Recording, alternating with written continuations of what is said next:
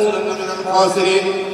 رب ارحمهما كما ربياني صغيرا رب العالمين মহান স্বাধীনতার ঘোষক শহীদ রাষ্ট্রপতি জিয়াউর রহমানের মাধ্যমে আল্লাহ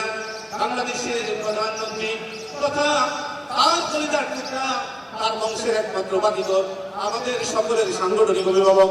আল্লাহ তার পুত্র তার সন্তান জনাব তারেক রহমানকে নিয়ে তোমার দরবারে হাত তুলেছি মেহেরবানি করে ওনার তামাম জীবনের সমস্ত গুনাহগুলো মাফ করে তাকে জান্নাতবাসী করে দাও রব্বুল আলামিন স্বাধীনতা যুদ্ধ থেকে শুরু করে এই পর্যন্ত দেশের কল্যাণে দেশের জন্য যে ভালো কাজগুলো করেছে ভালো কাজগুলোকে নাজাতের দাঁড়িয়ে করে আমাদের প্রিয় নেতা রাষ্ট্রপতি জিয়াউর রহমানকে তুমি জান্নাতবাসী করে দাও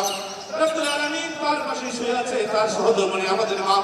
আল্লাহ যিনি গণতন্ত্রের জন্য দেশের জন্য জাতির জন্য জীবন উৎসর্গ করে দিয়েছেন